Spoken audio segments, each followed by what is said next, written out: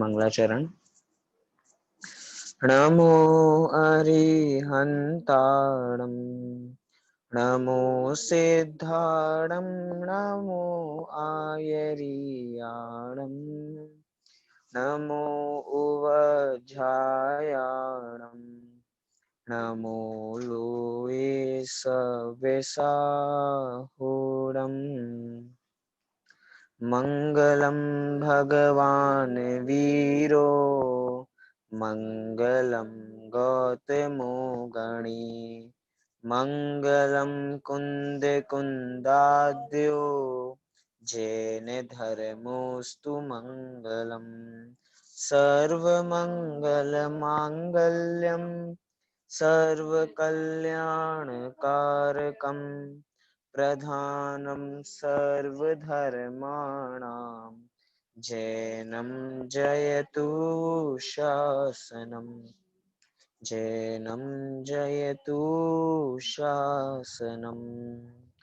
उत्तम क्षमा मार्दव आर्जव भाव हैं सत्य शौच संयम तप त्याग उपाव हैं आकिंचन ब्रह्मचर्य धर्म 10 सार हैं चहुगति दुख ते काढ़ी मुक्ति करतार हैं। चहुगति दुख ते काढ़ी मुक्ति करतार हैं अर्थात चारों गतियों से पार लगाने वाले हैं ये हमारे 10 धर्म। क्यों लगाने वाले हैं पार? क्योंकि ये आत्मा के धर्म हैं और कोई जीव जब अपनी आत्मा का ध्यान करता है, आत्मा के गुणों को पहचानता है तो वो गुण पर्याय में भी प्रकट होते हैं और जब वो गुण पर्याय में प्रकट होंगे, चारित्र की पर्याय जब होगी, चारित्र गुण की जब पर्याय प्रकट होगी तो निश्चित रूप से इस जीव को मोक्ष होगा ही होगा, क्योंकि ये सब आत्मा के धर्म हैं। आज थोड़ी एक और हम धर्म के संबंध में चर्चा करते हैं कि धर्म के कथन भी 2 प्रकार के हम कह सकते हैं कि एक निश्चय से धर्म, एक व्यवहार से धर्म। क्योंकि आज जिस धर्म की चर्चा करनी है उसमें हम दोनों का संतुलन हमें बिठाना है, निश्चय धर्म के संदर्भ में भी और व्यवहार धर्म के संदर्भ में भी। लेकिन जो निश्चय धर्म है और व्यवहार धर्म में कैसा होता है? क्या ऐसा हो सकता है कि बिना निश्चय प्रकट हुए हमें व्यवहार हो जाए, या पहले व्यवहार कर लेते बाद में निश्चय कर लेंगे, या पहले निश्चय कर लेते फिर व्यवहार कर लेंगे?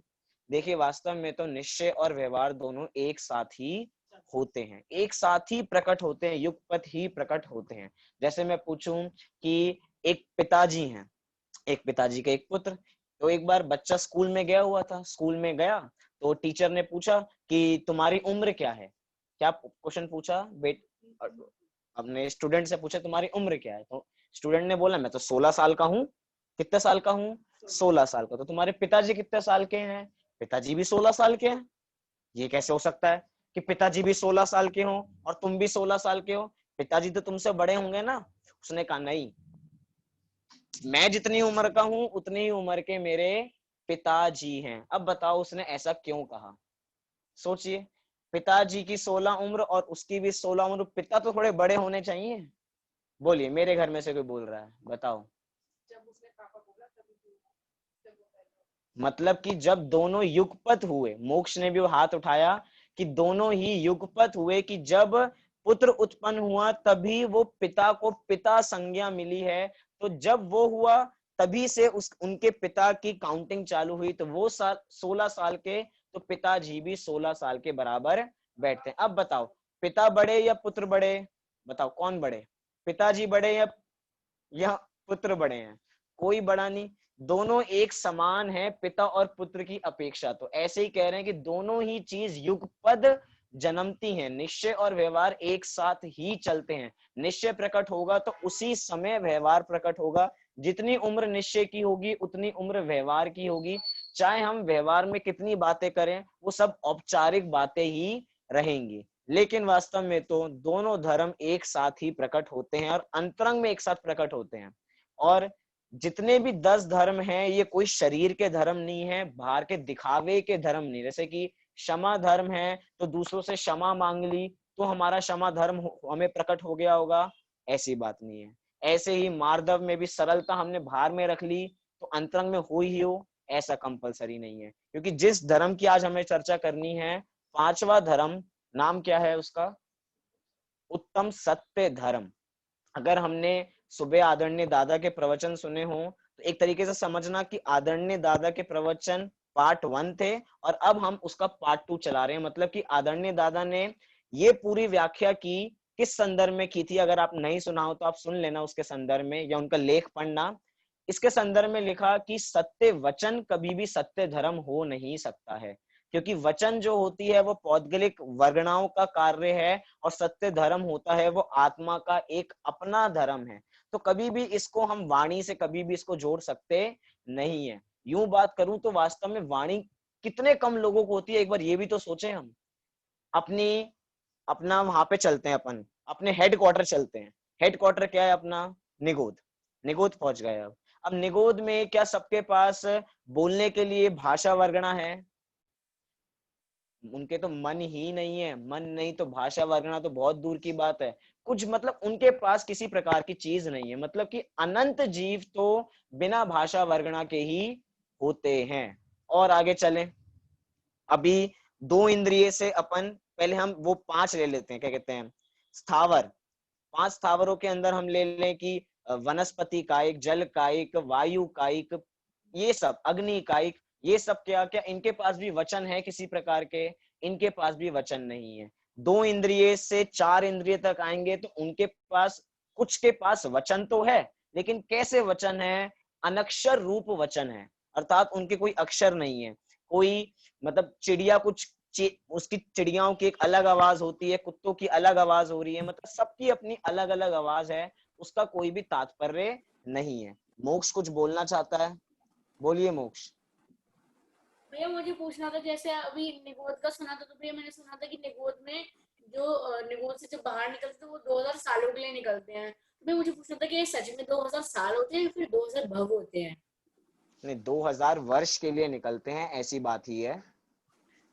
सादिक 2000 वर्ष, इसके अंदर भी कुछ कैलकुलेशन आगे जोड़ लेना। सादिक 2000 वर्ष के लिए निकलते हैं, वो भी अपने उसका भाई भी मैं अपने घर की एक बात नहीं बता सकता, पड़ोसी जिसका भी म्यूट खुला ने हुआ हो। बताया।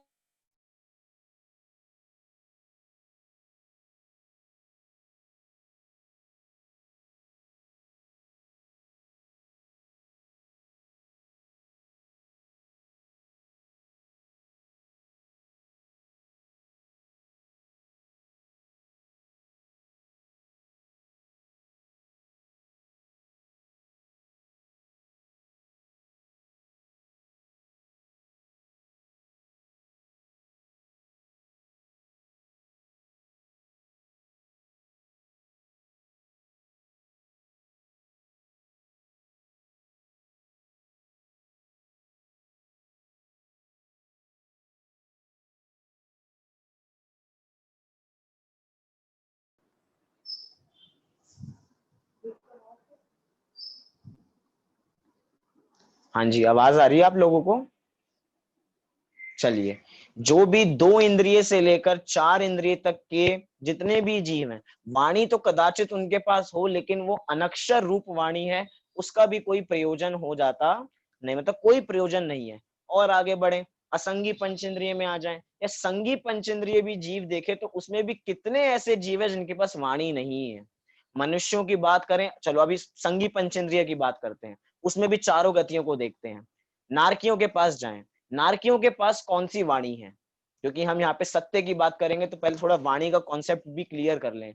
नारकियों के पास कौन सी वाणी है? उनके पास कुछ कुछ ही शब्द हैं, जैसे कि मारो मारो मारो, बचाओ बचाओ बचाओ, इतने ही शब्द है। क्योंकि अगर अंतरंग में कोमलता होती तो एक दूसरे से कुछ बात कर पाते।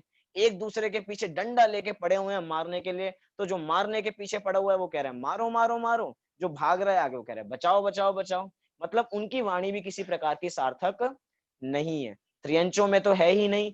देवों के पास चले तो देवों की वाणी भी अपने लोक व्यवहार की तरह कुछ कार्यकारी नहीं है। क्यों? क्योंकि वहां पे किसी प्रकार का दुख नहीं है, वहां पे किसी प्रकार की ऐसी प्राकृतिक आपदा नहीं घटती है कि कुछ लोग आश्चर्य करें। हम तो कह लेते हैं भैया इधर सुनामी आ गई, इधर बाढ़ आ गई, बहुत ज्यादा गर्मी हो रही है, हमारे पास चर्चा करने के बहुत विषय हैं। लेकिन यहाँ पे कोरोना आ गया, वहां पे तो ऊपर कोरोना जाएगा नहीं। मतलब कि अपने पास विषय हो सकते हैं, उनके पास तो सामान्य बातें ही हैं और सबको ईर्ष्या होती है, लेकिन वो अपने में ही मस्त रहते हैं, उनको भी किसी अर्थ का काम, मतलब वाणी से इतना कोई प्रयोजन नहीं है। प्रयोजन है किसको? वो है अपने मनुष्यों को। उनमें से भी कितने जीव वाणी का सदुपयोग करते हैं, आधे से ज्यादा तो हम दुरुपयोग ही करते हैं। मतलब कहा जाता है, पढ़ा नहीं इसके संदर्भ में, कि भाषा वर्गना भी समल समल के खर्च करनी चाहिए, कि अगर अधिक बकवाद करेंगे अर्थात अधिक बकवास करेंगे तो ये भाषा वर्गना भी अपनी समाप्त हो जाएगी। इसके बारे में कहीं पढ़ा नहीं है, लेकिन मात्र सुना है, इसलिए मैं ये बात भी आपको बता दी। लेकिन उसके बावजूद भी ये सब वाणी के धर्म है, अपनी आत्मा के धर्म नहीं है, क्योंकि बोलना जो होगा वो तो मुंह से ही बोलना होगा ना, और कहीं से तो अपना उससे संदर्भ है नहीं। इसीलिए सत्य धर्म को कह रहे हैं कि वो सत्य धर्म आत्मा का धर्म है। अगर हम बालबोध की पुस्तकें उठा के देखें तो बालबोध में क्या परिभाषा दी सत्य की? जैसा देखा, जैसा जाना, वैसा ही कह देना। मतलब कि जैसा जाना, जैसा सुना, हूबहू वैसा ही कह देना, उसका नाम सत्य है। और जैसा देखा और अपने मन घड़ंग कुछ भी बना के कुछ बोल दिया, वो सब झूठ है। लेकिन हम इससे भी और बढ़ चढ़ के कह रहे हैं कि सत्य स्वभावी आत्मा को पहचान के उस सत्य में रमने को वास्तव में सत्य धर्म कहते हैं। कि सत्य द्रव्य लक्षणम, कि द्रव्य का लक्षण क्या है? द्रव्य का लक्षण सत्य है। तो उस द्रव्य का लक्षण अर्थात सत्य अर्थात मैं, अर्थात वस्तु स्वरूप को वस्तु स्वरूप के नजरिए से देखना, जानना और वैसा ही उसको धारण करना, अर्थात अपने आप को भी मात्र सत रूप जानना, उसका नाम क्या है? सत्य धर्म है। जानना मात्र नहीं, क्योंकि जानना देखना तो श्रद्धा और ज्ञान गुण की पर्याय हो जाएंगी। यहाँ पे चारित्र की बात कर रहे हैं। जैसा जाना, जैसा देखा, उसको हूबहू अंदर उतारना, अर्थात वस्तु स्वरूप को यथार्थ रूप में जानना, देखना और उसको अंतरंग उतारने का नाम हम यहाँ पे सत्य धर्म कहते हैं। निश्चय से भी हम सत्य धर्म कहें तो अपनी आत्मा को पहचानना ही सत्य धर्म है। जैसे आवश्यकों की परिभाषा चलती है ना, निश्चय आवश्यक और व्यवहार आवश्यक। निश्चय आवश्यक की एक ही परिभाषा है, ज्ञानी श्रावक के योग्य आंशिक शुद्धि ही देव पूजा है, ज्ञानी श्रावक के योग्य आंशिक शुद्धि गुरु उपासना है। ऐसी 10 धर्मों में कि बस अपनी आत्मा को जानना, उसी में रमना, वही सब 10 धर्म है, और व्यवहार में उसकी अलग अलग व्याख्या हो सकती है। लेकिन आज हम कुछ नई चर्चा करने वाले हैं। हो सकता हो आपने पहले भी पढ़ी हुई हो, लेकिन वो व्यवहार सत्य के बारे में भी थोड़ा हमें जानना जरूरी है। क्यों? क्योंकि धर्म तो अंतरंग में प्रकट होता है, लेकिन दिखता तो हमें बाहर में ही है, वचनों के द्वारा ही वो प्रकट होता है। इसीलिए थोड़े हम बाहरी व्यवहार सत्य धर्म की भी थोड़ी चर्चा यहाँ पे करेंगे, और समय मिला तो थोड़ा निश्चय सत्य धर्म के बारे में भी जानेंगे। अगर आपके पास रथकंड श्रावकाचार ग्रंथ हो तो उसमें 300 पेज नंबर आप उसमें निकाल लीजिए, वहां से हम इसकी चर्चा करेंगे। विषय बहुत ज्यादा बड़ा है, इसीलिए थोड़ी सी हम वाचना करेंगे जिससे सारा हम विषय देख पाए, और बाकी बचेगा तो हम उसको वैसे देखेंगे। देखिए, सत्य जो होता है, सत्य से पहले हमें असत्य को जानना भी आवश्यक हो जाता है कि असत्य क्या है। अगर हम आधा अधूरा सत्य का ज्ञान करेंगे, हम मौसमी बाजार में लेने जा रहे हैं, हमें पता ही नहीं कि मौसमी कैसी होती है, हम संतरा उठा लाए तो मतलब हमें मौसमी का ज्ञान भी नहीं है, संतरे का ज्ञान भी नहीं है। हमें सत्य का ज्ञान भी करना है, हमें असत्य का ज्ञान भी करना है। कभी ऐसा भ्रम ना हो जाए कि असत्य हमें सत्य लगने लग जाए। और आजकल होता यही है कि हमें असत्य सत्य लगने लग जाता है। लोग कहते हैं कि पूरी दुनिया कैसी हो चुकी है, पूरी दुनिया सब झूठ झूठ बोलते रहते हैं, पूरी दुनिया में झूठ भरा है, कोई सत्यवादी बचा ही नहीं, कोई हरिश्चंद्र नहीं है आज की दुनिया में। लेकिन ऐसा नहीं है। जैसे कि जिसको पीलिया होता है उसको सब कैसा नजर आता है? उसको सब पीला पीला नजर आता है। वस्तु स्वरूप पीली नहीं है, पूरा जगत पीला नहीं हुआ है, लेकिन जिसको पीलिया हुआ है उसको सब पीला पीला नजर आएगा। चश्मे आते हैं अलग अलग प्रकार के, लाल कलर का चश्मा लगा लो, मतलब जैसा चश्मा लगाओगे आपको दुनिया वैसी दिखने लगेगी। क्या आपके चश्मे लगाने से दुनिया बदल गई है, या चश्मे में ऐसी वस्तु दिख रही है? दुनिया तो नहीं बदली, चश्मे के लगाने से। ऐसे ही सबकी दृष्टि में, अंतरंग में इतना असत्य बैठ चुका है कि जो सत्य व्यक्ति होता है ना, उसको भी असत्य जानने लग जाता है। मतलब कि इतना अंतरंग में तह में बैठ चुका है कि कोई वस्तु सत्य नजर आती ही नहीं है। यहाँ पे तो क्यों कि अगर नग्न दिगंबर वीतरागी संत भी हमारे सामने आ जाएं, तो हम जो वीतरागी हैं, बिल्कुल छठे सातवें गुणस्थानवर्ती, हम उनको देख के भी जुटला देंगे, भैया ये सच्चे नहीं है। क्यों? क्योंकि अंतरंग में इतना असत्य भरा हुआ है, कोई सत्य व्यक्ति भी सामने आ जाए उसको भी हम झूठा करार कर देते हैं, लेकिन ऐसी बात होनी नहीं चाहिए। इसीलिए हम यहाँ पे सत्य को भी जानेंगे और साथ ही साथ असत्य को भी जानेंगे। देखिए, असत्य के मुख्य रूप से 4 प्रकार यहाँ पे कहे गए हैं। किसके? असत्य के। सत्य की बात नहीं कर रहे, असत्य के 4 प्रकार के भेद यहाँ पे कहे गए हैं। कौन कौन से हैं? तो पहला है सत्य का अपलाप। क्या भेद है? सत्य का अपलाप, अर्थात अपलाप माने सत्य को ढकना। क्या करना? सत्य को ढकना, मतलब जो वस्तु स्थिति है उसको वैसा प्रस्तुत ना करके उसको बचाना। जैसा वस्तु जगत नहीं है, जो तत्व है वास्तव में, कण्णानियों की बातें लगाएं कि जो जैसा है उसको वैसा ना बता के कुछ और बता देना।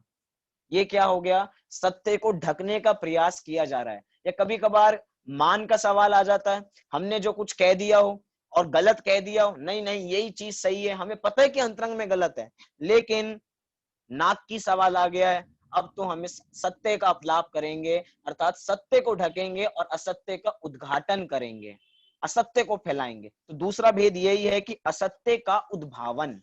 दूसरा भेद कौन सा है? असत्य का उद्भावन, अर्थात असत्य को खोलना। जितना हो सकता है जगत में भ्रम फैलाना, गलत गलत बातें बताना, लोगों को सत्य जानने से रोकना। जैसे कि आज की स्थिति में क्या हूं कि कोई एक केस हो गया, उसी केस में पहले कोई व्यक्ति कुछ गवाही दे रहा है, फिर वही व्यक्ति कुछ और गवाही दे रहा है, सब अपने अपना अलग अलग बोले जा रहे हैं, अलग अलग बोले जा रहे हैं, कोई रिजल्ट नहीं निकल रहा। पुलिस से सीबीआई तक आ चुके, सीबीआई से पता ही नहीं और कहां जाएंगे, लेकिन बार बार असत्य को उजागर किया जा रहा है, सत्य तक हम पहुंच पा नहीं रहे हैं। ये क्या हो गया अपना? असत्य का उद्भावन। क्योंकि मैं इनका ज्यादा खुलासा नहीं कर रहा, क्योंकि मुझे चौथे भेद की मुख्य रूप से बात करनी है। तीसरा है अन्यथा निरूपण। अन्यथा निरूपण अर्थात वस्तु स्थिति जैसी नहीं है उसका अन्यथा निरूपण करना, कुछ और ही मन घड़ंग जो अपने मन में चल रहा है उसका निरूपण कर देना। ऐसे बहुत शास्त्र बन चुके हैं कि जिनमें जिसको अपने एक शास्त्रों की मतलब कि एकांत पसंद आ गया, अनेकांत स्वरूप में से एकांत पकड़ लिया और उसकी पूरी व्याख्या कर दी। अब उसकी पूरी व्याख्या कर दी तो बड़े बड़े ग्रंथ बन गए, बड़े बड़े ग्रंथों की टीकाएं लिखी चली गई और उसके पूरे पूरे आज धर्म चल रहे हैं, पूरा संप्रदाय चल रहे हैं उसके। मैं ज्यादा नाम नहीं लूंगा क्योंकि नाम के अंदर कि आप देख लो जितने भी हैं, एकांत पकड़ लिया कि आत्मा नित्य ही है। अब उस नित्य की इतनी व्याख्या की कि उस पर टीकाएं लिखी गई। बौद्धों में त्रिपटक होते हैं, त्रिपटक, त्रिपटक उनके ग्रंथों का नाम है।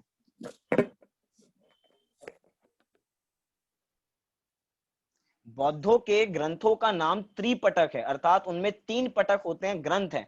अब वो वस्तु को जिस प्रकार मानते हैं, वस्तु को अनित्य मानते हैं तो अनित्य की व्याख्या करते चले गए। और देखिए आज संप्रदाय कितना बड़ा फैल चुका है कि बौद्धों की संख्या सबसे ज्यादा है।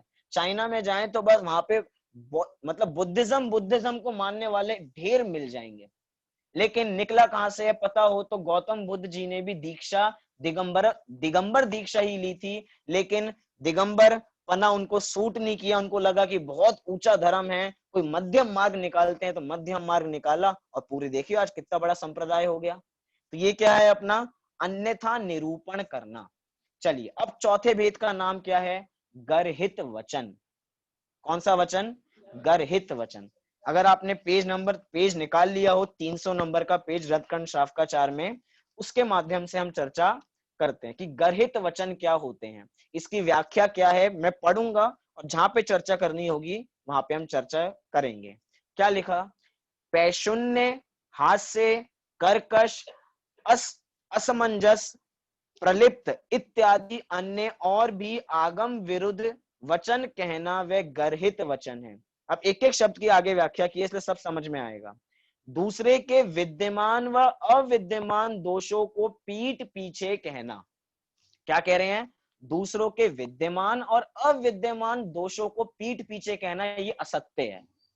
मतलब कि दूसरों में दोष हैं, ध्यान से देखना, दूसरों में जो दोष नहीं है उसको उजागर करना तो झूठ है ही है, साथ में जो व्यक्ति में विद्यमान दोष है उसको भी पीठ पीछे कहना वो भी झूठ है। मतलब हमें पता है कि सामने वाला व्यक्ति बहुत गलत, लेकिन उसके मुंह पे हम बोल नहीं पा रहे, घर में आपस में चर्चा कर रहे हैं, ये तो ऐसे हैं, ये तो वैसे हैं, ये ऐसे हैं, ये वैसे हैं। ये क्या हुआ?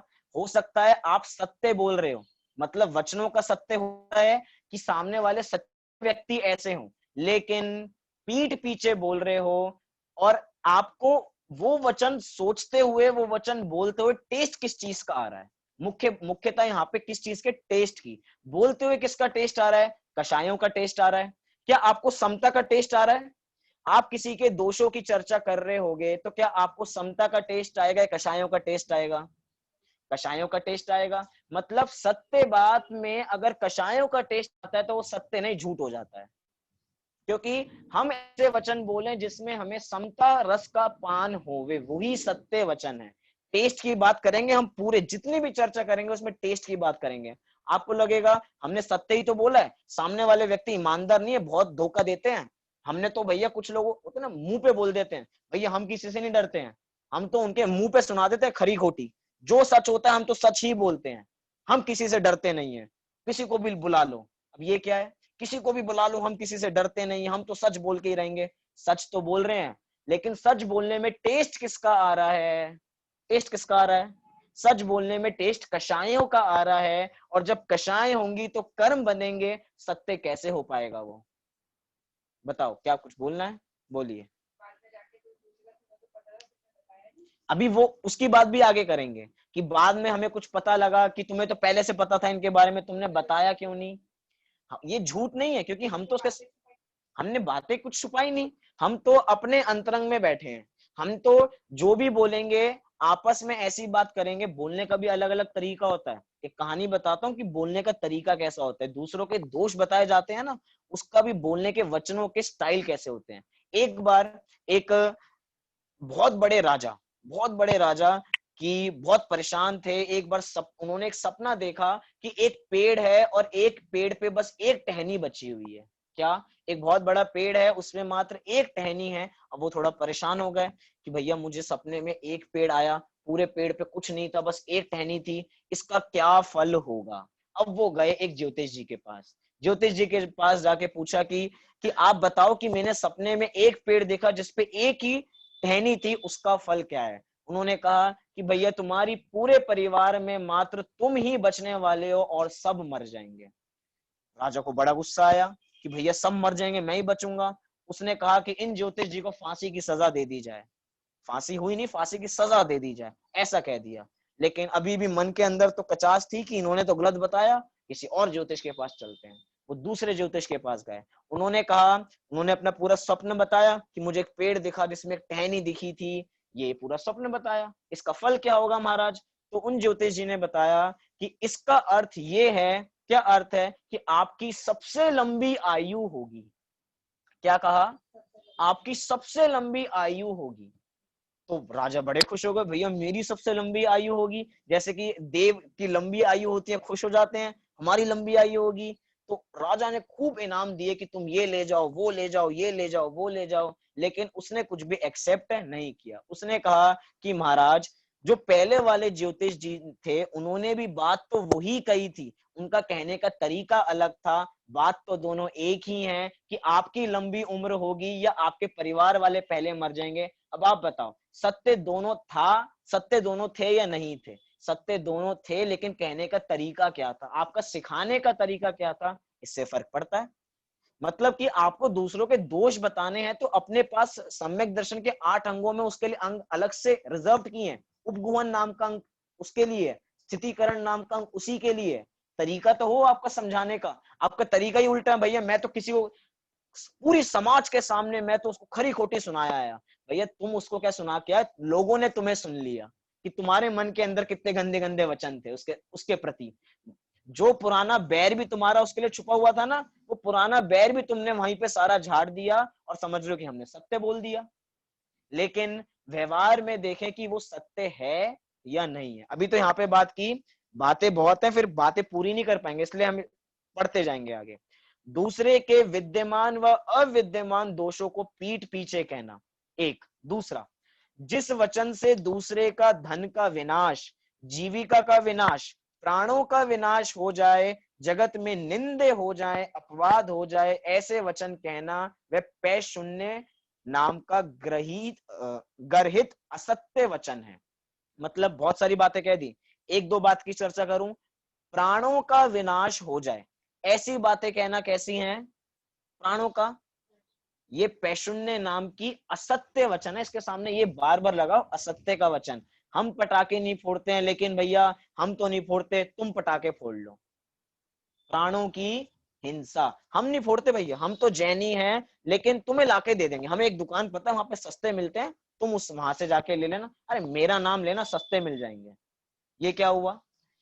प्राणों का विनाश हो जाए, जगत में प्रलय मच जाए, ऐसे वचन कहना, चाहे सत्य क्यों ना हो, चाहे तुम्हारे वहां पे जान पहचान क्यों ना हो, चाहे वो तुम्हारी दोस्त की दुकान हो, लेकिन जिससे प्राणों का विनाश हो जाए, ऐसे वचन कैसे हैं? असत्य गर्हित वचन है, असत्य गर्हित वचन। आगे कह रहे हैं, हास्य, लीला, भंड वचन, सुनने वालों को अशुभ राग उत्पन्न करने वाला वचन वे हास्य नाम का गर्हित वचन है। आगे, अन्य को कहना कि तू ढांडा है, गधा है, मूर्ख है, अज्ञानी है, मूढ़ है, इत्यादि प्रकार के वचन कर्कश नाम के गर्हित असत्य वचन है। मतलब कि हमें पता है कि सामने वाला व्यक्ति पागल है, और उसको हमने कह दिया भैया तुम तो कितने पागल हो। नहीं, ऐसा नहीं कहना। क्यों नहीं कहना? क्योंकि ये भी असत्य नाम का वचन है। क्योंकि जिस समय हम उसको पागल कह रहे हैं, उस समय हमें किस चीज का रस आ रहा है? अंदर से, अंतरंग में कषायों का रस आ रहा है। वाह, वो पागल है, मैं उससे कितना महान हूं, मान का पोषण हो रहा है, कषायों का पोषण हो रहा है। हम अपने मुनिराजों को देखें कि मुनिराजों के वचन कैसे होते हैं।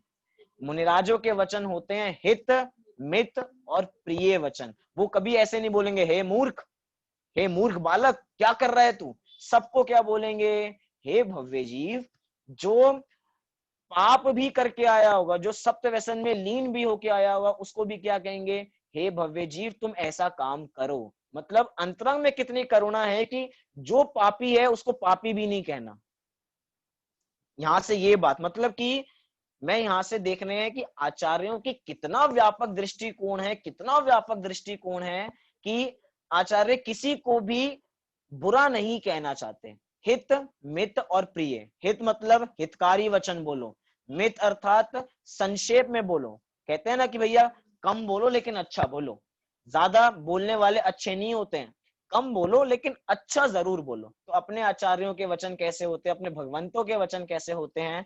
कम होते हैं, मितकारी होते हैं, लेकिन पर्याप्त होते हैं। और ऐसे ही हितकारी, मितकारी, हित, मित और प्रिय वचन होते हैं, सबके कल्याण के लिए होते हैं। इसीलिए उनके वचनों को अपन को आदर्श बनाना चाहिए। फिर कह रहे हैं कि देश काल के अयोग्य वचन कहना, जिसमें स्वयं को तथा दूसरे को महासंताप उत्पन्न हो जाए, वह असमंजस नाम का गर्हित वचन है। देश के अयोग्य वचन कहना, कि जो देश में कुछ लड़ाई झगड़े चल रहे हैं उनकी बार बार बातें करना। सोचो हमसे कोई पाकिस्तानी मिल जाए, अब उससे पाकिस्तान के बारे में, पाकिस्तान बुरा है, पाकिस्तान ये है वो है, अब क्या होगा? अब लड़ाई होगी और क्या होगा? हाथापाई होगी। सब एक दूसरे से सब अपनी अपनी फौज बुला लेंगे, और जैसे कि अपने बॉर्डर पे लड़ाई तनाव बना हुआ है, ऐसे हर जगह पूरे भारत में तनाव बना रहेगा अगर हम अयोग्य वचन बोलेंगे। मतलब कि वचन बोलना तो स्थान देखना कि वो स्थान कैसा है, क्या वो स्थान सत्य बोलने के लिए है? चाहे ठीक है कोई कैसा भी हो, लेकिन पूरी परिस्थिति को जांचो, पूरी परिस्थिति के एनालिसिस करो, क्या वो वचन उस समय बोलना ठीक है? अगर बोलना ठीक नहीं है तो किसके अंतर्गत जाएगा? वो असत्य गर्हित वचन के अंदर चला जाएगा। आगे देखो, सावध्य वचन त्याग के अंदर क्या कह रहे हैं? जिस वचन के द्वारा प्राणियों का घात हो जाए, देश में उपद्रव हो जाए, देश लुट जाए, देश के स्वामियों में महा बैर हो जाए, गांव में अग्नि लग जाए, घर जल जाए, वन में अग्नि लग जाए, कलह विवाद युद्ध होने लगे, दुख से कोई मर जाए, बैर बांध ले, षटकाय के जीवों का घात प्रारंभ हो जाए, महा हिंसा में प्रवृत्ति होने लगे, वे सावध्य वचन है, सावध्य वचन है। थोड़ा सा उदाहरण बताऊं, अगर न्यूज हमने देखी हो तो एक न्यूज आई कि किसी ने फेसबुक पे एक ऐसा पोस्ट डाल दिया कि रातों रात पुलिस की पूरी चौकी जला दी, पुलिस के बाहर की 25 गाड़ियां जला दी, पूरी तबाही मचा दी वहां पे। अभी थोड़े दिन, एक दो हफ्ते पुरानी घटना होगी। क्या मतलब? एक ऐसा वचन जिससे पूरे देश में कलह मच जाए, एक ऐसे वचन जिससे मतलब पूरे प्रलय काल आ जाए, जैसे कि छठे काल का अंत होता है, ऐसी परिस्थिति वर्तमान में बन जाए। ये सब कैसे वचन है? ये सब वचन भी अपने असत्य वचन के अंतर्गत जाएंगे। आजकल सारे राज्यों में लड़ाई चल रही है, कौन सा राज्य क्या, कि भैया हमारे यहाँ के पेशेंट हमारे यहाँ ही सही होंगे, दूसरे राज्यों के पेशेंट, मतलब इंडिया में, कि दिल्ली वालों के पेशेंट बस दिल्ली वाले सही करेंगे, महाराष्ट्र वाले पेशेंट बस महाराष्ट्र वाले सही करेंगे, उनका इलाज इधर नहीं होगा, इधर वालों का इलाज इधर नहीं होगा। अब एक ऐसा बयान जिससे पूरी लड़ाई हो गई, यूं क्योंकि न्यूज चैनल पे जो वो भैंस चलते हैं ना, भैंस वाला कार्यक्रम होता है, एक दूसरे से बातें करते रहते हैं, एक दूसरे पे चिल्लाता है, ये इस पे चिल्लाता है, ये सब किसका अर्थ है, मतलब ये किसका रिजल्ट है? एक ऐसा वचन जिससे पूरे में लड़ाई हो जाए। अब सोचो, जिनने वो वचन बोला है वो तो कष्ट पा ही रहे हैं, जितने लोग उसकी चर्चा कर रहे हैं वो कष्ट पा ही रहे हैं, और जो न्यूज चैनल वाले इसको ब्रेकिंग न्यूज बना के सबको घरों में दिखा रहे हैं, वो सारे घर वाले भी अपने अंदर कलुषित हो रहे हैं। चाहे बात कितनी ही सत्य हो, लेकिन कषायों का टेस्ट आए सत्य में, तो वो वचन भी झूठ हो जाते हैं। एक थोड़ी सी और दृष्टि के बारे में बात करूं, सोचिए, कोई व्यक्ति बिल्कुल अधर्मी है, मैं आपसे पूछना चाहता हूं कि आप बहुत चीजों के ज्ञाता हो, आप, मुझे पता है कि आप सबको जिनवाणी भरपूर समझ में आती है, एक एक पहलू को आप अच्छी तरह समझते हो। कोई आपके पास एक ऐसा व्यक्ति आए जो अधर्मी है, वो चाहता है कि वो धर्म करे, वो थोड़ा पूजा पाठ करे, अब आप बताओ आप उसको कैसा उपदेश दोगे? वो धर्म में लगने के लिए आया है, वो थोड़ा पूजा भक्ति करना चाहता है जिससे थोड़ा शांत हो जाए, और हम खड़े हो जाए वहां पे समझाने के लिए, भैया पूजा में धर्म नहीं है, जो जैसे लोहे की बेड़ी होती है वैसी सोने की बेड़ी होती है, पुण्य तो पाप है, बहुत विरले जीव होते हैं जो पुण्य को भी पाप के समान समझते हैं। ये वचन भी असत्य वचन हो जाते हैं। कैसे असत्य वचन हो जाते हैं? भैया हम जिनवाणी की बात कर रहे हैं, क्या आपने वो ग्रंथ नहीं पढ़े, नाटक समयसार नहीं पढ़ा? बनारसी दास जी ने छंद लिखा ना पुण्य पाप के संदर्भ में, आपने योगसार नहीं पढ़ा, योगेंदु देव को नहीं पढ़ा? सब पढ़ा है, लेकिन कहाँ कौन सा कथन करना है इसका ध्यान करना चाहिए, किसको हम समझा रहे हैं इसका भी हमें ख्याल करना चाहिए। जो बिल्कुल ही अधर्मी है, जो बिल्कुल ही अधर्मी है, जो धर्म मार्ग में लगने आया है, तुम उसको धर्म में लगने से पहले धर्म से हटा रहे हो, तो वो जो पुण्य पाप, जो पाप कर रहा था, थोड़ा पुण्य करना चाहता था, वो भी ना करके वो फिर से पाप में लीन हो जाएगा। मतलब कब कौन से कथन करने हैं, बात चल रही होगी निश्चय की, वहां पे व्यवहार की बात लाना। क्या कहा? निश्चय की बात चल रही होगी, निश्चय की बात को गौर नहीं करना, अपना व्यवहार का झंडा ऊंचा लेके जाना। क्योंकि जो ये स्यादवाद है, ये स्यादवाद कैसा है, अगर इसका सम्यक प्रकार से प्रयोग किया जाए तो बहुत अच्छा, लेकिन अगर इसी स्यादवाद का प्रयोग ढंग से ना किया जाए तो किसी की भी गर्दन कट सकती है, ऐसा आचार्यों ने लिखा है। मतलब कितनी सावधानी से इसका प्रयोग करना चाहिए, कि जब जिस न्याय की बात करनी है तब उस न्याय की बात हमें सोच समझ के करनी चाहिए।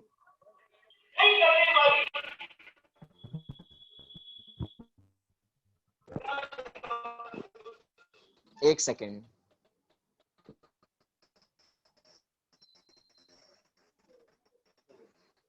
चलिए, कब हमें किस न्याय की किस विवक्षा से बात करनी है, इसके संदर्भ में भी हमें थोड़ा ख्याल रखना चाहिए। ये थोड़ी बहुत व्यापक दृष्टि है अपने आचार्यों की, इसलिए जितनी व्यापकता से आचार्यों ने कहा है उतनी व्यापकता से ही सोचें। अगर संकीर्ण सोच रख के सोचेंगे तो ये सत्य जो वास्तव में अंतरंग का धर्म है, लेकिन व्यवहार से जो वाणी में प्रकट होता है उसको भी हम समझ नहीं पाएंगे। आगे देखिए, अप्रिय वचन के बारे में समझा रहे हैं। देखिए, त्यागने योग्य अप्रिय वचन प्राण जाते हुए भी नहीं कहना चाहिए। अप्रिय भाषा के 10 भेद बता रहे हैं।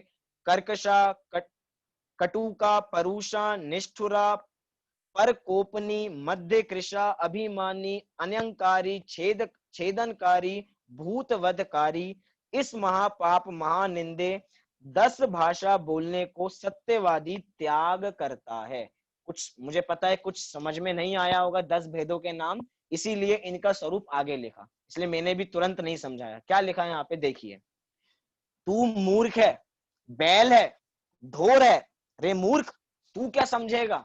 कोई हमसे कुछ समझने आया और उसको उसको कह दिया भैया तू क्या समझेगा, तेरे में समझने की कुछ अकल भी है? समझता तो है कुछ नहीं, इतनी बार समझा चुके तुझे, तू नहीं समझता, हम नहीं तुझे समझाएंगे।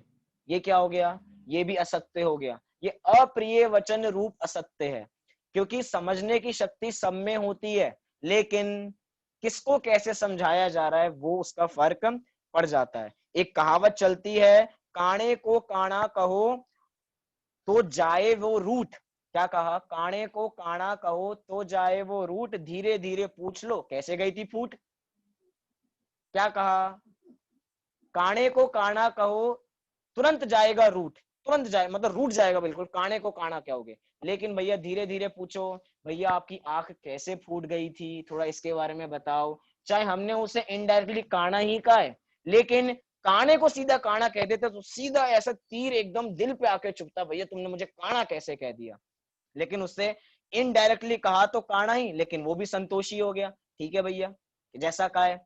अब कहने के तरीके यहाँ पे कह रहे हैं कि किसको क्या कह रहे हैं, मूर्ख कह रहे हैं, ढोर कह रहे हैं, उसके संदर्भ में थोड़ा विचारना चाहिए। फिर कह रहे हैं तू कुजाती है, नीच जाती है, अधर्मी है, महापापी है, तू स्पर्श करने योग्य भी नहीं है, तेरा मुख देखने में तो बड़ा अनर्थ होता है। कभी कभार भैया आज हमने किसकी शक्ल देख ली थी, आज हमने इसकी शक्ल देख ली, हमारा तो पूरा दिन ही बेकार जाने वाला है।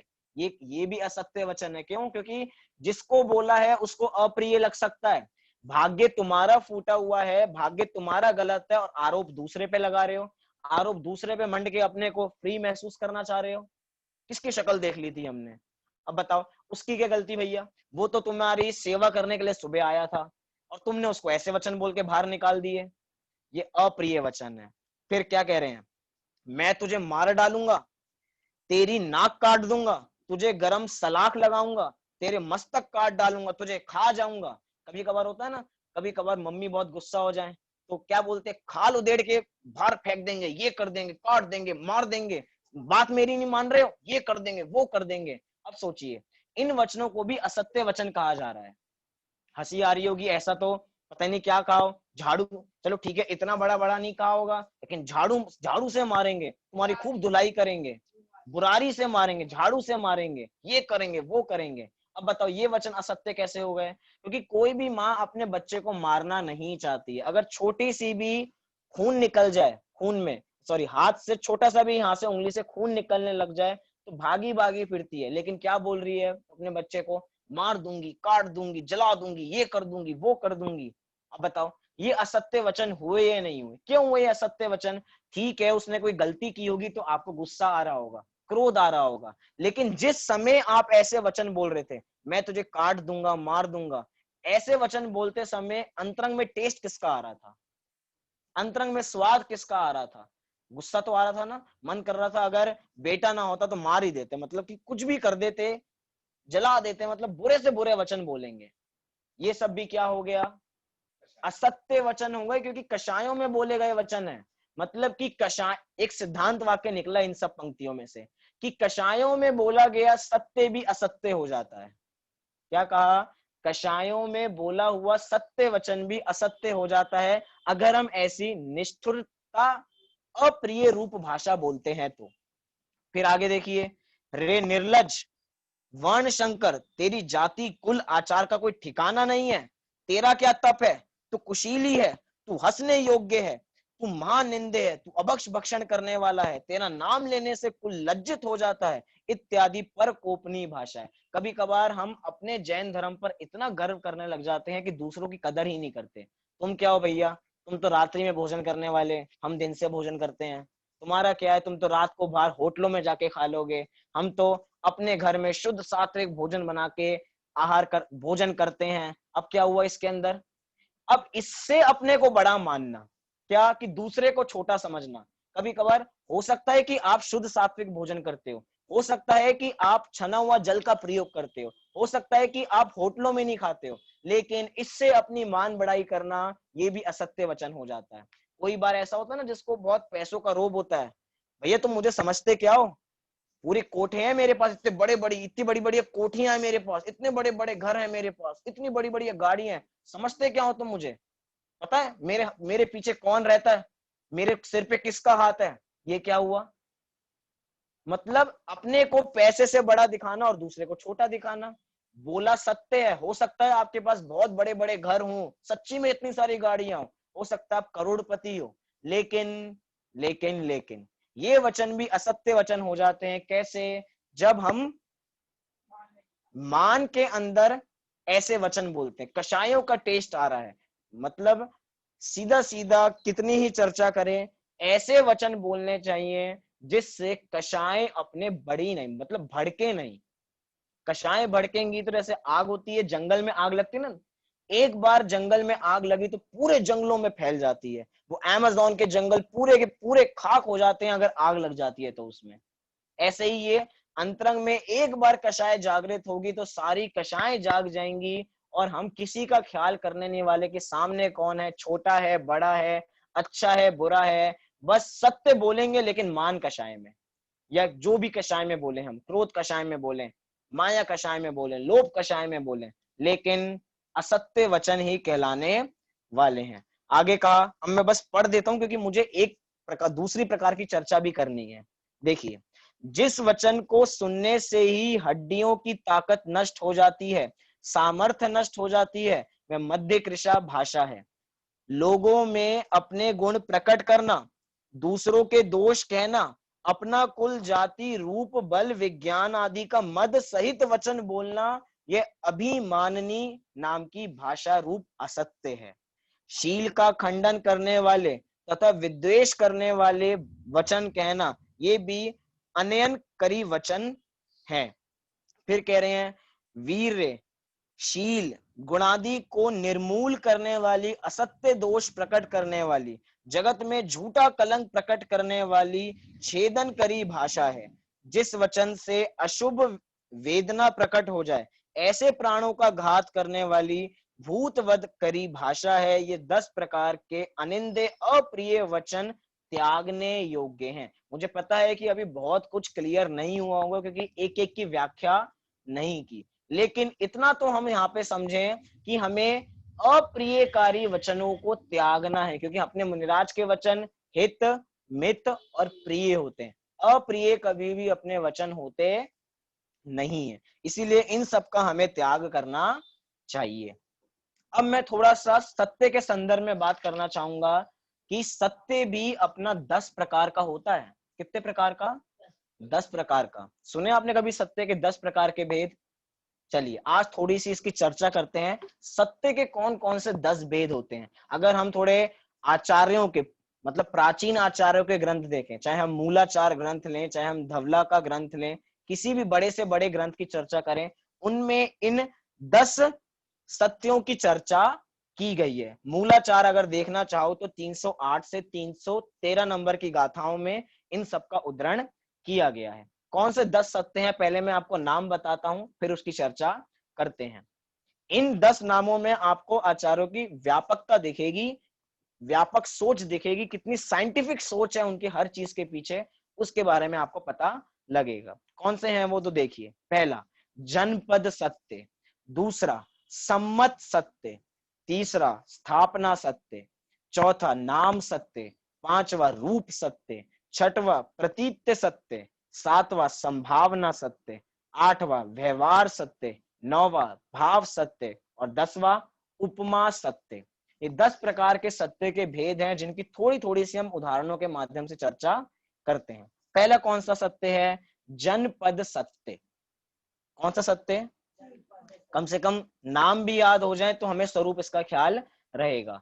पहले सत्य का नाम है जनपद सत्य। क्या होता है जनपद सत्य? ये तो जनपद सत्य ऐसा सत्य होता है जैसे कि अलग अलग देश हैं, अलग अलग राज्य हैं, तो एक ही चीज को अलग अलग नामों से जाना जाता है। उदाहरण स्वरूप मैं कहूं कि अपने दिल्ली में कद्दू को सीताफल के नाम से जाना जाता है, कद्दू को सीताफल के नाम से जाना जाता है। लेकिन अगर हम एमपी में जाके कहें कि भैया हमें सीताफल दे दो, मध्य प्रदेश में जाके कहें तो हमें क्या मिलेगा? वो सीताफल नाम का एक फल मिलेगा, फ्रूट मिलेगा। सीताफल कहने पे हमें कद्दू नहीं मिलने वाला। वहां पे कद्दू कहोगे तो कद्दू मिलेगा, सीताफल कहोगे तो सीताफल मिलेगा। ये है जनपद सत्य। मतलब कि अलग अलग देश में अलग अलग बोलचाल की भाषा में शब्दों का उच्चारण किया जाता है। अपने यहाँ कहा जाता है कि हम चावल खा रहे हैं, साउथ में जाएंगे तो कहेंगे वहां पे भात बना रहे हैं, भात खा रहे हैं हम, क्योंकि भात उसका चाहे पर्यायवाची नाम है। लेकिन अलग अलग जगह पे एक ही वस्तु के अनेक नाम है और जिसका प्रचलन है वो चलता है। अनेक बार ऐसी घटना हो जाती है, हम जयपुर में होते हैं क्योंकि अधिकतर वहां पे सारे बच्चे कहाँ के आते हैं, मध्य प्रदेश के बच्चे आते हैं।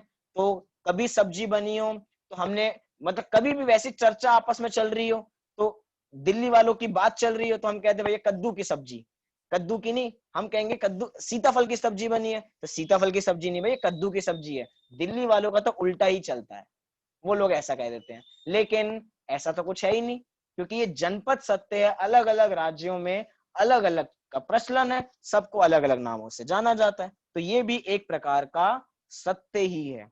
दूसरा कह रहे हैं सम्मत सत्य। क्या सत्य? सम्मत, एक साथ बोलेंगे, सम्मत सत्य।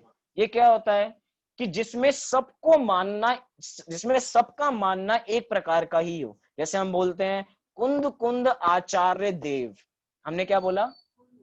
कुंद कुंद आचार्य देव। क्या कुंद कुंद आचार्य देव है? कुंद कुंद आचार्य भगवान, ऐसा भी हम बोलते हैं। तो क्या कुंद कुंद आचार्य भगवान हो गए? क्या वो देव हो गए? ऐसा नहीं हुए। राजा की पत्नी को देवी के नाम से संबोधित करते हैं, ये तो देवी है यहाँ की, क्या वो सच्ची में देवी होती हैं? नहीं। लेकिन सब लोगों को वही मानने हैं, मतलब कि हम श्रीमद कुंद कुंद आचार्य भगवान के समय सार, परम मांगलिक समय सार ग्रंथ को पढ़ रहे हैं। भगवान नहीं है लेकिन उसके बावजूद भी सबको माननीय है, इसलिए ये भी एक प्रकार का सत्य है। मतलब झूठ नहीं है, मैं ये बताना चाह रहा हूं, सत्य है, झूठ नहीं है। आचार्यों को भगवान की उपमा दी जाए कोई गलत नहीं, क्योंकि दी जाती है, क्योंकि ये भी एक सत्य का प्रकार है। फिर अगला, तीसरे नंबर का सत्य है स्थापना सत्य। कैसा? स्थापना सत्य क्या होता है भैया? स्थापना सत्य ही तो एक पाषाण को जिनेंद्र भगवान बना देते हैं। क्या कहा? एक पत्थर को भगवान बनाने वाला कौन सा सत्य है? स्थापना सत्य। हमने कहा भैया थोड़े पुष्प लेकर आओ। क्या लेकर आओ? पुष्प लेकर आओ। और सामने वाला व्यक्ति वो पीले चावल लिया है, और हमने कहा भैया हमने पुष्प कहा था, ये तुम क्या पीले चावल उठा लाए? तो भैया इसे ही क्या कहा जाता है? इसे ही पुष्प कहा जाता है। तो ये क्या हुई? अपनी स्थापना सत्य। ये भी एक प्रकार का सत्य है। ऐसा नहीं कि हम लड़ाई करने लग जाएं। भैया देखो जैनियों में तो बड़ा अजीब सा चलता है, कह रहे हैं कि पुष्प चढ़ा रहे हैं और पीले चावल चढ़ा दिए इन्होंने, तो कहते कुछ है करते कुछ है। ऐसा नहीं है, क्योंकि यहाँ पे भी स्थापना सत्य नाम का एक सत्य बैठा हुआ है। आगे कह रहे हैं नाम सत्य। कैसा नाम सत्य? नाम सत्य बहुत बढ़िया है। मैंने कहा भैया किसी का नाम जिनेंद्र है, जिनेंद्र भाई इधर आना। तो भैया क्या कह रहे हो भैया? वो तो इतना रागी द्वेषी है, वो जिनेंद्र कब से हो गया? उसने कब इंद्रियों को जीत लिया? इतना तो राग द्वेष करता रहता है, ये कैसे जिनेंद्र हो सकता है? हो ही नहीं सकता है। तो अलग अलग नाम। ज्ञानचंद, जो बिल्कुल भोंदू हो उसको ज्ञानचंद उसका नाम रख रखा है, ज्ञानचंद। अब बताओ, ये नाम सत्य है क्योंकि उसकी नाम से उसको ऐसा बुलाया जा रहा है। एक था ना अपने यहाँ पे, कौन थे हलवाई जी? कूड़ामल। एक हलवाई का, हमारे यहाँ एक हलवाई आते थे, उनका नाम क्या था? कूड़ामल। कूड़ामल जैन, जैन ही थे और नाम क्या था? कूड़ामल जैन। अब बताओ, हलवाई जो इतनी बढ़िया बढ़िया स्वादिष्ट पकवान बनाता और नाम कैसा? कूड़ामल। अब हम क्या कहें भैया, हम तो उससे मिठाई नहीं बनवाएंगे, तो उसका तो नाम में ही कूड़ा है। अब बताओ। लेकिन ये भी एक प्रकार का सत्य है। अपने नाम देख लो, अपने सामने मोक्ष बैठा, मोक्ष बैठा है, नाम कितना बढ़िया है, मोक्ष। तो मोक्ष का मतलब वो वाला मोक्ष हो गया? वो वाला मोक्ष तो मतलब नहीं हुआ, क्योंकि मोक्ष क्या है? मोह के क्षय होने का नाम है। लेकिन अब मोक्ष को पता होगा कि उसका मोह क्षय हुआ या नहीं हुआ।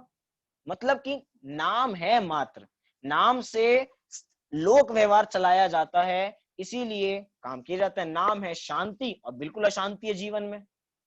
मतलब सोच के देखिए कैसी चीजें हैं ये अपने साथ। तो ये एक प्रकार का नाम सत्य है।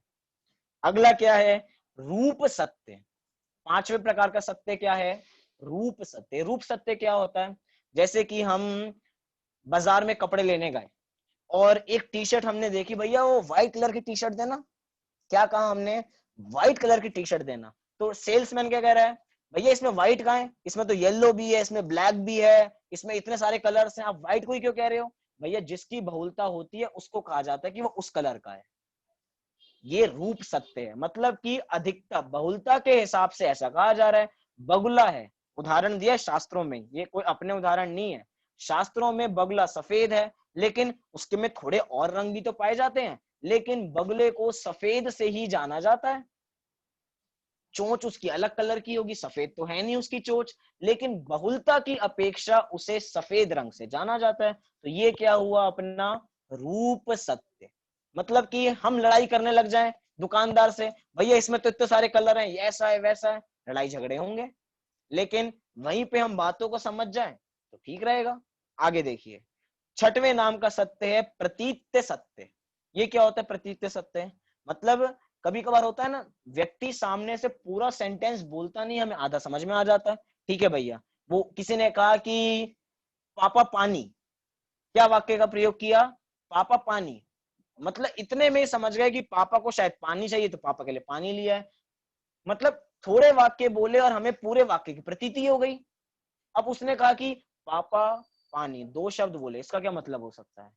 ये तो बहुत बेकार है, तो कुछ मतलब ही नहीं निकला। लेकिन ये प्रतीति है कि हम आधे वाक्य सुन के भी अपने पूरे काम करने लग जाते हैं। जैसे कि चोर का उदाहरण दिया शास्त्रों, नहीं इसमें अपेक्षा का उदाहरण दिया प्रतीत्य सत्य के अंदर। नहीं एक सेकंड देखिए, इसमें प्रतीत्य सत्य के अंदर दूसरा उदाहरण लिया। प्रतीत्य सत्य में कहा कि अपेक्षा घटाई कि ये व्यक्ति छोटा है। भैया ये छोटा कैसे, 25 साल का हो गया, इतना बड़ा तो हो गया, छोटा कहाँ है? अरे भैया 30 साल की अपेक्षा ये छोटा है। क्या? इतना तो बड़ा हो चुका, लेकिन 30 साल, मेरा बच्चा 30 साल का और ये 25 साल का है, तो उसकी अपेक्षा छोटा है। अपने में बड़ा होगा लेकिन वैसे छोटा है अपेक्षा लगाकर। इसलिए ये प्रतीत्य सत्य है। मतलब किसी भी बात को पूरा जानो, उसके बाद उसको एक्सेप्ट करो, यहाँ पे ऐसी बात। फिर कह रहे हैं संभावना सत्य। ये क्या होता है संभावना सत्य? मतलब कि जो काम हो सकते हैं उसका भी एक सत्य है। जैसे कि जो इंद्र है अपने, इंद्र पूरा जम्बू द्वीप उखेड़ सकते हैं, मतलब जम्बू द्वीप को उठा सकते हैं, इतनी शक्ति वो रखते हैं। लेकिन कभी भी वो जम्बू द्वीप को उठाएंगे नहीं, कभी भी जम्बू द्वीप को उठाने की ऐसी भावना भी अंतरंग में नहीं होगी, ऐसी कषाएं नहीं आएंगी। लेकिन ये संभावना है कि उनमें इतनी शक्ति है, शक्ति को बताने के लिए कह दिया उनमें इतनी शक्ति है कि वो इतना इतना काम कर सकते हैं। कभी कभार होता है ना कि अपने साथ भी शक्ति अपने में बहुत है, लेकिन थोड़ा बड़ा चढ़ा के बता देते हैं, इसमें तो इतनी शक्ति है कि ये पूरे पहाड़ को भी उठा के लेके आ सकता है। कभी पहाड़ को उठाया नहीं है। पहाड़ को उठाया मतलब ठीक है उसने बहुत सारा उठा लिया, तो हम समझ रहे हैं कि वो बहुत कुछ उठा सकता है। संभावना सत्य। ऐसे ही अगला व्यवहार सत्य। ये व्यवहार सत्य थोड़ा बहुत बढ़िया सत्य है। व्यवहार सत्य मतलब व्यवहार का सत्य कैसे होता है कि भैया आटा पिसवाया हो, क्या कहा हमने व्यवहार में? आटा पिसवाया हो। अब बताओ आटा पिसता है गेहूं पिसते हैं? अब बताओ। हम लड़ाई करने लग जाते हैं एक दूसरे से, भैया पहले वाक्य तो सुधार लो, गेहूं पिसते हैं, आटा तो पिसा पिसाया होता है।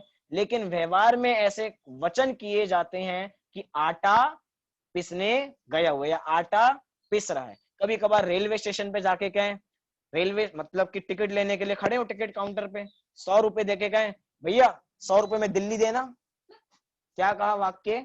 100 रुपए में दिल्ली देना। अब 100 रुपए में दिल्ली कैसे आती है मुझे ये बताओ? इतनी बड़ी दिल्ली और तुम उसको 100 रुपए से मांग रहे हो। और वो टिकट देने वाला भी समझ जाता है, बहुत सारी भीड़ हो रही हो, अरे भैया 100 रुपए में दिल्ली खरीदने वाले कहाँ हो? भैया लो अपनी 100 रुपए की दिल्ली पकड़ो, 100 रुपए की दिल्ली पकड़ो। क्या पकड़ो? 100 रुपए की दिल्ली। ये सब कैसा सत्य है? व्यवहार सत्य है। बोलने वाला भी समझ रहा है कि मुझे 100 रुपए में दिल्ली की टिकट चाहिए, देने वाला भी समझ रहा है कि सामने वाले को दिल्ली का टिकट चाहिए। सब व्यवहार की बातें हैं। मतलब कि जैसे व्यवहार में अभी उदाहरण दे रहे हैं कि हमें सब्जी वाले को बुलाना है, अरे सब्जी। रिक्शे वाले को बुलाना है, रिक्शा। अब रिक्शा मतलब कि बुलाना तो रिक्शे वाले को है, लेकिन क्या बोल रहे हैं? रिक्शा आ जाओ। मोक्ष कह रहा है दही जमा लो। अच्छा दही तो पहले से जमी जमाई होती है, ऐसा तो नहीं है? मोक्ष के मैं खोल ही लेता हूं म्यूट। बोलिए मोक्ष। मैं वो एग्जांपल दे रहा था, जैसे दही जमाते हैं ना, तो उसके लिए जैसे दही जमाते हैं, लेकिन दही तो पहले से ही जमा हुआ होता है, अब दही को कैसे जमाएंगे फिर। चलो बहुत बढ़िया, मतलब हमने प्रत्यक्ष प्रयोग देख लिया मोक्ष के द्वारा, क्या कि दही जमा लो, दही तो पहले से जमी होती है लेकिन दही जमा लो।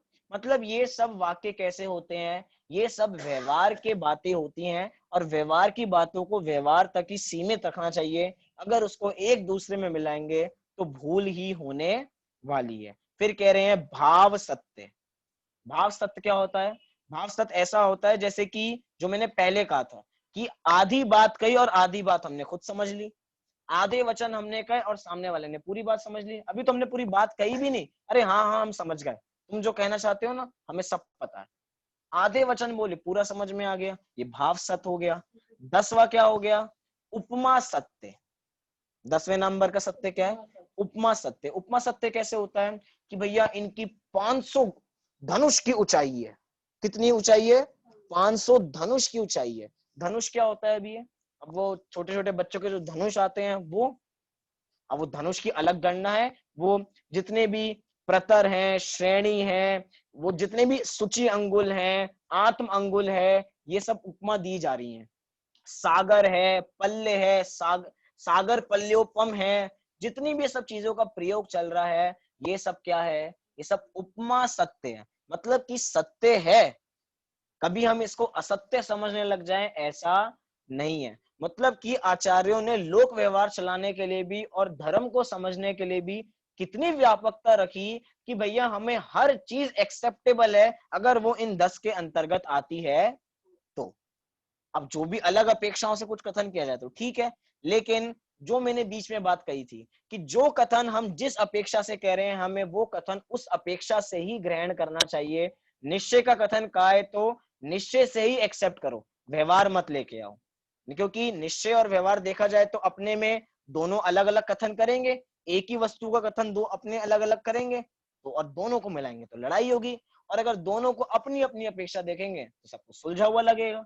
इसीलिए कह रहे हैं कि जो कथन जिस अपेक्षा से किया जाए उस अपेक्षा से ही हमें यहाँ पे समझना चाहिए। समय एकदम बहुत जल्दी जल्दी भाग रहा है, लेकिन हमें पूजन की पंक्तियों का भी अर्थ देखना है, इसलिए बस 2-3 मिनट और जल्दी से पूजन की पंक्तियों का अर्थ देखते हैं, उसके बाद बात पूरी करेंगे। 2-3 मिनट बोला है, इसको भी व्यवहार सत्य समझना। 5-6 मिनट हो जाए तो चिंता मत करना।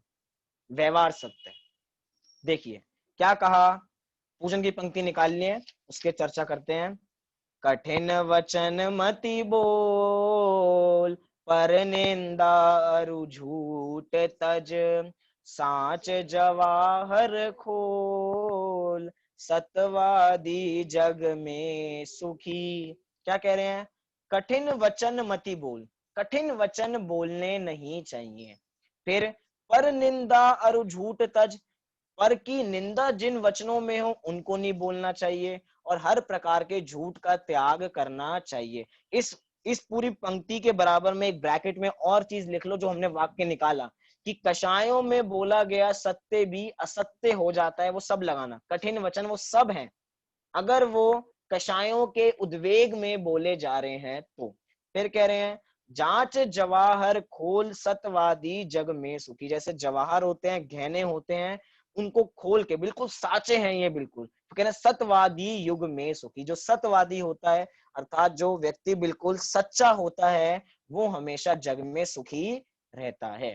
फिर कह रहे हैं उत्तम सत्य व्रत पालीजे, पर विश्वास घात नहीं कीजे, साचे झूठे मानुष देखो, आपन पूत स्वपास न पेखो।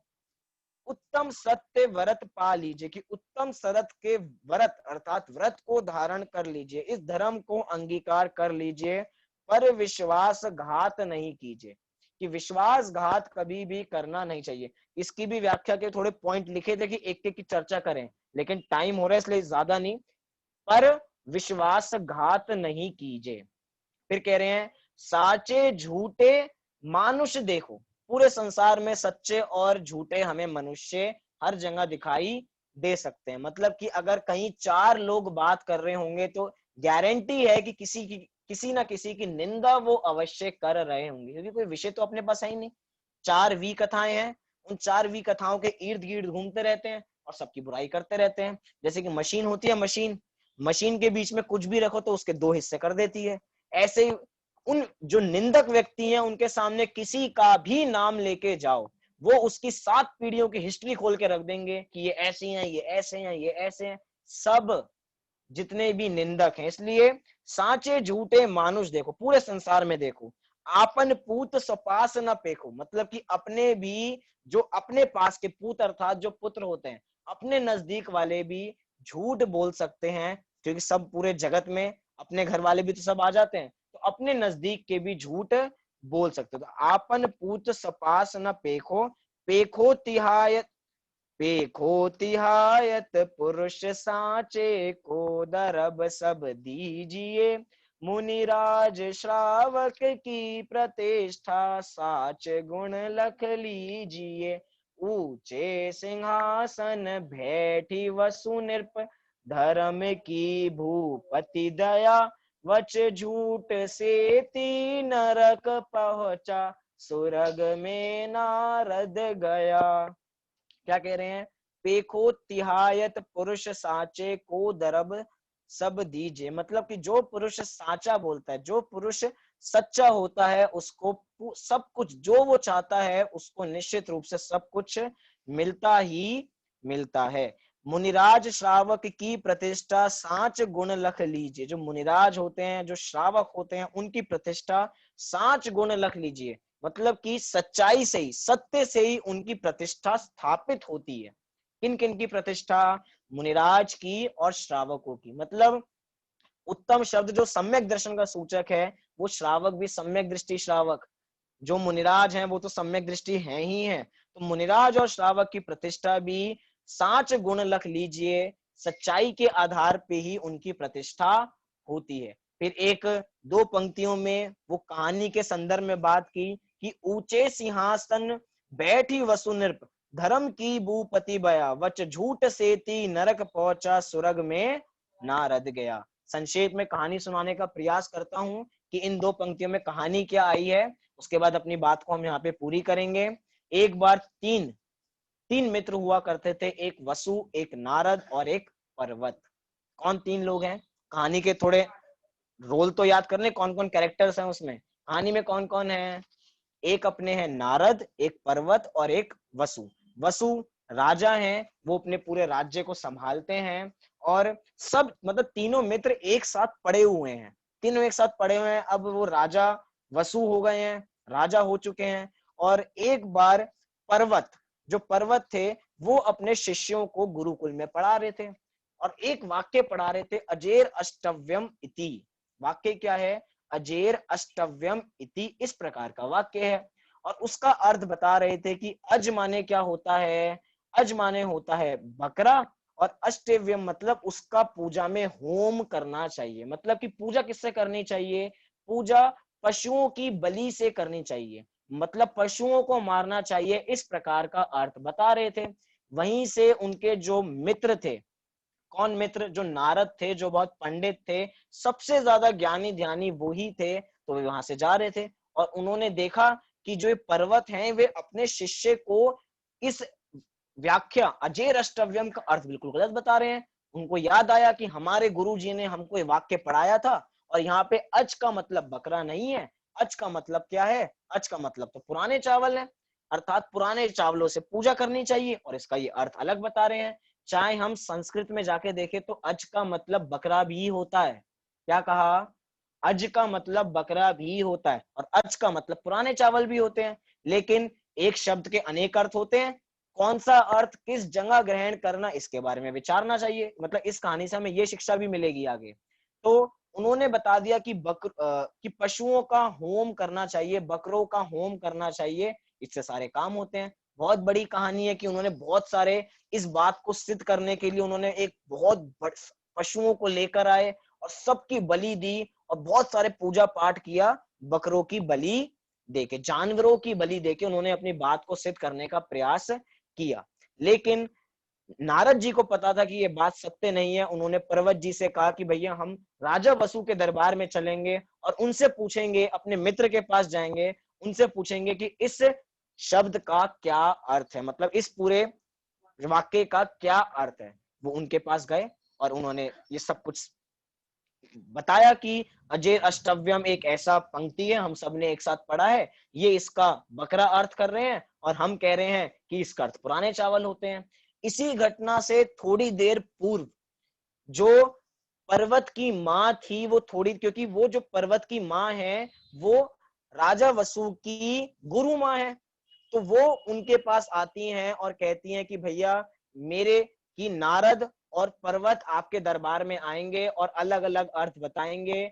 आपका मेरा वरदान बचा हुआ है, पूर्व में आपने मुझे कहा था कि मैं आपकी एक बात मानूंगा, मेरा वचन अपने पास रखना, तो आज उस वचन को निभाने का समय आया है, आपको मेरे बच्चे को बचाना ही पड़ेगा। मतलब नाक का सवाल आ गया कि भैया मेरा बच्चा बचना चाहिए, चाहे उन उन जो गुरु माँ थी उनको पता था कि आज का ये मेरा बेटा पर्वत गलत अर्थ कर रहा है, लेकिन बेटे के मुंह में वो चली गई और राजा को कहा कि आपको कुछ भी हो जाए, आपको मेरे बेटे को ही सही कहना है और नारद की बात को गलत बताना है। अब जो वचन की परंपरा शुरू से चलती आई है कि वचन गिरवी रख दिया आगे के लिए, ये कितनी खतरनाक है, इसके संदर्भ में देखना। अब राजा तो धर्म संकट में पड़ गया, भैया वो आएंगे दरबार में, आए भी, मैं क्या करूं, सारी घटना घटी। तो अब क्या हुआ, जैसे कहा कि राजा आप ही बताओ कि अज अज का अर्थ यहाँ पे क्या है, और सारा न्याय किसके पक्ष में गया, सारा न्याय गया पर्वत के पक्ष में। और जैसे ही ये हुआ तो सीधा राजा का आसन कहाँ चला गया, राजा का आसन सीधा नीचे जमीन के अंदर चला गया, और ऐसा कहा कि वो सीधा आसन उनका नरकों में चला गया, 7वें नरक में चले गए। मतलब, और इतने में ही जो पर्वत नारद थे वो बोल रहे थे कि राजा आपने झूठ बोला, इसके कारण आप नीचे जा रहे हो, अगर आप अभी भी सत्य का साथ दोगे तो आप बच सकते हो। लेकिन उनको तो यही चिंतन चलता रहा कि मैंने वचन दिया, गलत वचन दिया है, अब गलत का साथ देना पड़ रहा है, तो वे नरक में गए और जो नारद थे वे स्वर्ग में गए। कथा तो इतनी सी है, ज्यादा बड़ी कथा नहीं। अगर पूरी कथा जाननी है तो जो महापुराण के जो 2 भेद हैं उसमें उत्तर पुराण में इस कथा को हम पूरी पढ़ सकते हैं। उत्तर पुराण में कथा आपको मिल जाएगी, शायद सर्ग 66 नंबर का सर्ग है, वहां पे इस पूरी प्रकार की घटना का चित्रण किया गया है, वहां से हम जाने। लेकिन ये बता रहे हैं कि एक छोटा सा झूठ कितनी बड़ी दुर्गति का कारण बन सकता है, इसीलिए किसी भी परिस्थिति में हमें झूठ बोलना नहीं चाहिए। तो कह रहे हैं ऊंचे सिंहासन बैठी वसुन, ऊंचे सिंहासन पे बैठे हुए थे, धर्म का भूपति भया, धर्म के भूपति थे, वच झूठ सेती नरक पहुंचा, एक झूठ बोलने पे नरक पहुंच गए, और सुरद में नारक गए, स्वर्ग में नारद जी गए। इससे हमें एक शिक्षा और मिलती है कि जो पदवी होती है ना, वो पदवी अपने में बहुत अहम होती है, क्योंकि अगर कोई बात प्राइम मिनिस्टर कहे तो उसकी बात की वैल्यू अलग होगी, और वही बात अगर हम जन सामान्य व्यक्ति कहें तो उस बात की वैल्यू अलग होगी। क्यों? क्योंकि वो पद की अलग प्रतिष्ठा है। राजा ने जो कह दिया वो बात सबको माननी ही पड़ेगी, राजा भैया न्याय करता है, उसको तो न्याय के कारण ही जाना जाता है। इसलिए जितना बड़ा हमारा पद होता जाए, उस पद की गरिमा बनाने के लिए भी हमें उतना लेवल का अपने को मेंटेन करना पड़ेगा। इसीलिए धर्म का भूपति भया होके भी नरक पहुंच गया, इसलिए हमें विचार करना चाहिए कि हम कितने पानी में हैं और कितना पानी से ऊपर हैं, और पानी के बाहर ही हैं तो अच्छा है। इसलिए उत्तम सत्य के बारे में विचारें। वास्तव में तो जितनी भी अभी हमने पूरी विस्तार से बात की, वो सब बातें वचनों की हैं, ये धर्म नहीं है। फिर से इस बात को दोहरा लेते हैं, क्या ये बात मात्र वचन की है या अपने मन तक सीमित है? ये सारी बातें धर्म नहीं है। धर्म तो अपनी आत्मा में है, बोलने में धर्म नहीं है, जानने में धर्म नहीं है, धर्म तो आत्मा में है। इसीलिए हम उसको पहचाने, अपने सत्य स्वभावी भगवान आत्मा को पहचानेंगे तो सत्य अवश्य प्रकट होगा ही होगा। इसीलिए अपनी बात को मैं यहीं पे पूरी करता हूँ। मोक्ष कुछ बोलना चाहता है तो वो यहाँ पे कुछ बोले। भैया मैं 2 पंक्तियां गाना चाहता हूँ जो मैंने आज खुद ही बनाई थी, तो वही सुनाना चाहता हूँ। चले पहले, बहुत बढ़िया। मोक्ष जो अभी पंक्तियां सुना रहा है वो उसने खुद बनाई है, इसलिए एक बार पहले जोरदार तालियां मोक्ष के लिए, उसने खुद एक रचना की है। चलिए बोलिए मोक्ष। मोक्ष के प्रेमी हमने कर्मों से लड़ते देखे, मोक्ष के प्रेमी हमने कर्मों से लड़ते देखे, मखमल पर सोने वाले भूमि पर चलते देखे। ऐसे श्री मुनिवर अपने सत्य को नाही छोड़े, ऐसे श्री मुनिवर अपने सत्य को नाही छोड़े। आत्म उन्नति के कारण, आत्म उन्नति के कारण कर्मों को नित्य फोड़े। मोक्ष के प्रेमी हमने कर्मों से लड़ते देखे, मखमल पर सोने वाले भूमि पर चलते देखे। चलिए, बहुत बहुत धन्यवाद, बहुत बहुत साधुवाद कि बहुत बढ़िया भजन प्रस्तुत किया, जो शुरू की पंक्तियां तो कहीं की ली हुई हैं और बाद में खुद उसकी रचना की आगे बढ़ा के। बहुत बहुत बढ़िया। तो अब हम यहाँ पे सत्य धर्म को अपने अंतरंग में प्रकट करें, इसी मंगल भावना से अभी की बात को पूरी करते हैं। कल हम अगले धर्म की चर्चा करेंगे और सुबह 2 अगली 16 कारण भावनाओं की चर्चा करेंगे। अभी के लिए सभी 9 बार नमोकार मंत्र का पाठ करेंगे।